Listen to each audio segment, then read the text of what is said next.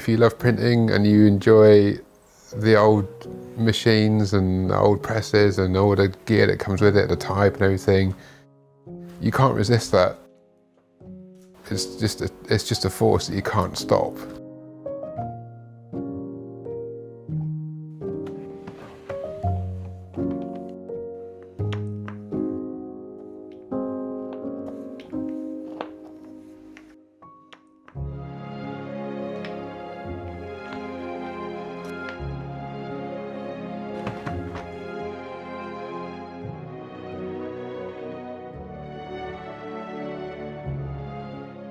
It was a natural progression for me to work with letterpress over time, because I've always been fascinated by typography and street signage and so on.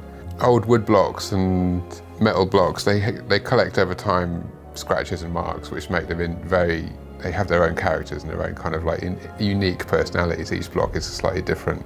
And they age really nicely over time as well, collecting marks and so on, in a similar way that denim ages over time and it improves over time, it looks better.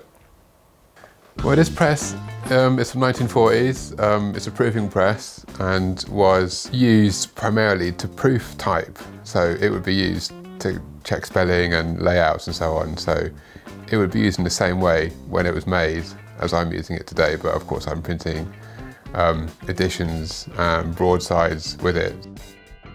These machines can be hard to find actually. They are quite high in demand at the moment. Last few years they've been really popular, so yeah, everyone's on the lookout for a proofing press. They're probably the easiest ones to use. You don't need lots of room to have a proofing press.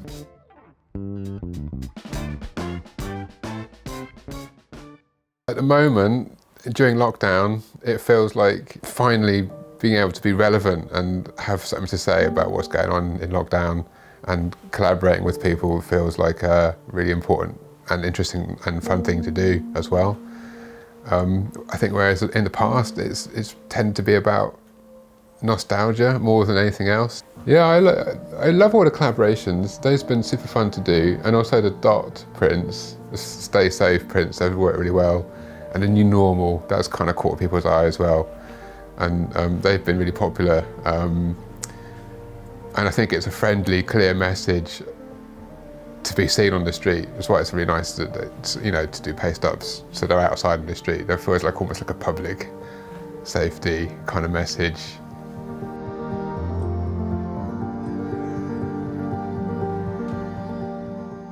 I like things to kind of have some kind of meaning, and also I like visual puzzles as well. So the first time you read something, you shouldn't necessarily understand it straight away. So maybe you need a second or third time to look at it. A little bit of work from the audience is good. It should be playful, I think. People should look at the print that you've made and they should think, this guy enjoyed making that print. You can see that the printing is really, it's good printing. It's like you can see some of the end grain in the type and so on, and the design itself is pleasing.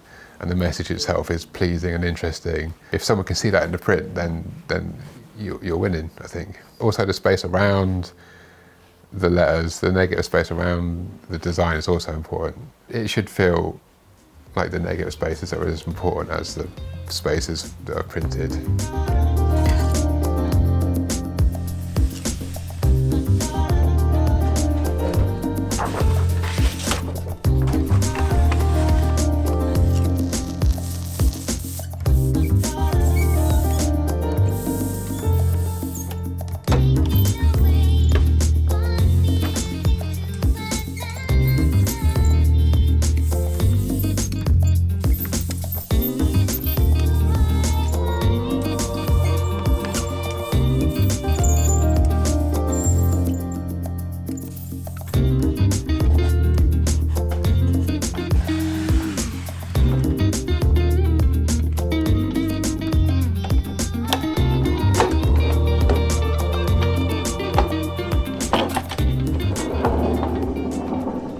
I think it could be the beginning of a lot of things, 2020, and I think a lot of people have found a little voice inside themselves, or some more power to be more vocal.